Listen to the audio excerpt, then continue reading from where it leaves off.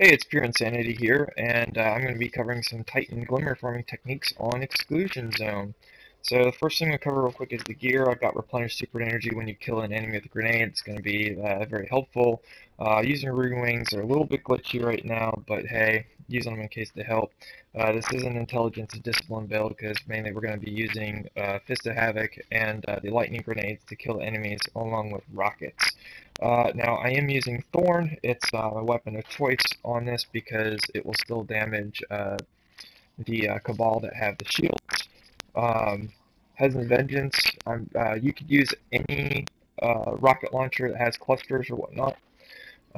For the actual Striker subclass, again, you're going to use Lightning Grenades, using Aftermath for Fist of Havoc, and going to complement those with Aftershocks. It's hopefully going to get more enemies more reliably. Training focused on raw speed. We don't want recovery and we don't want toughness because we actually want to die. It's also a very important part about glimmer farming is not only killing enemies quickly but dying quickly. So I'm starting off with 17,500 glimmer. I'm going to pop a resupply code and go at it.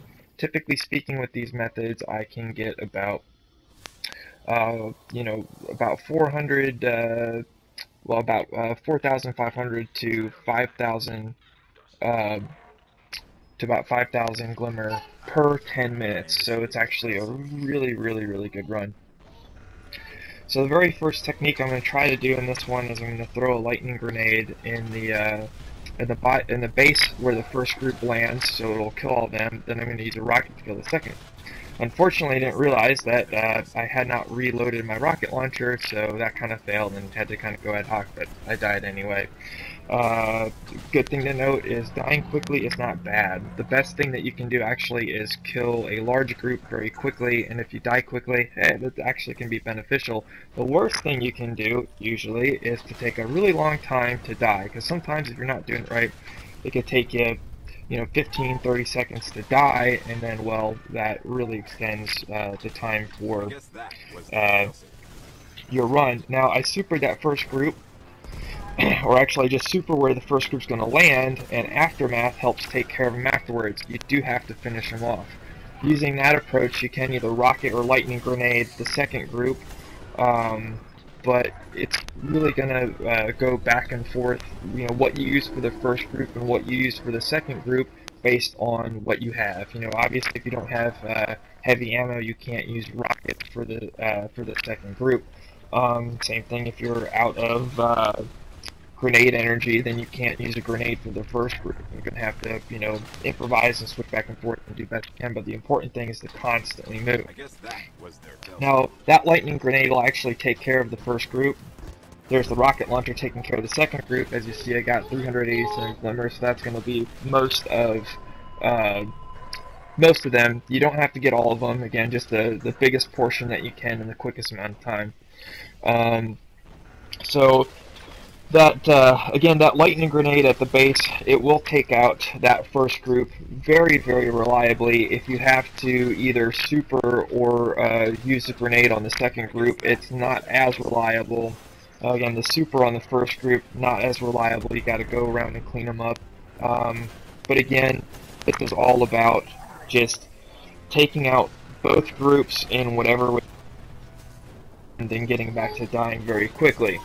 So, oh yeah, this was a nice fun death. Whee, look at me go!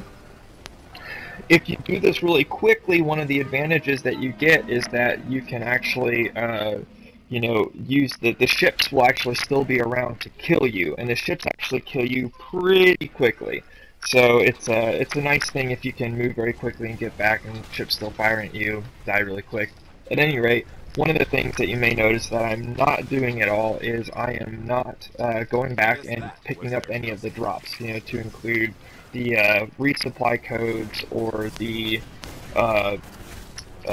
the network keys or even any of the engrams. There wasn't a whole lot on the ground at that point, but the important part to note is that every single thing that drops, except for ammo, you can go and back and get throughout the entire mission as long as you're still running it.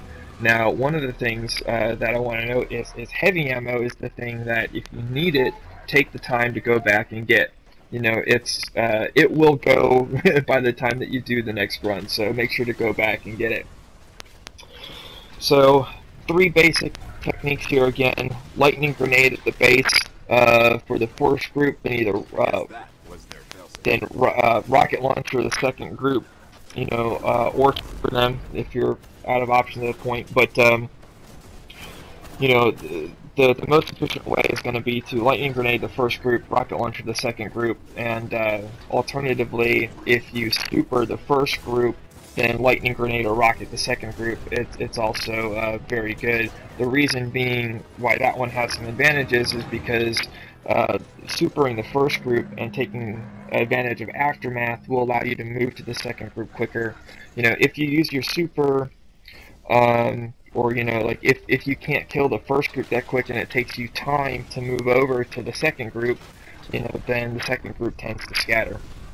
So I'm going to go ahead and fast forward a bit here, you know, after this, and I'll show the results of this, which again is going to be about 5,000 and.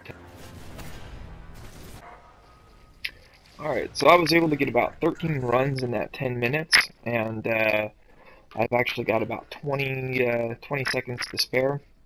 As you can see, my glimmer is 22,537, so that's about an increase of 5,000.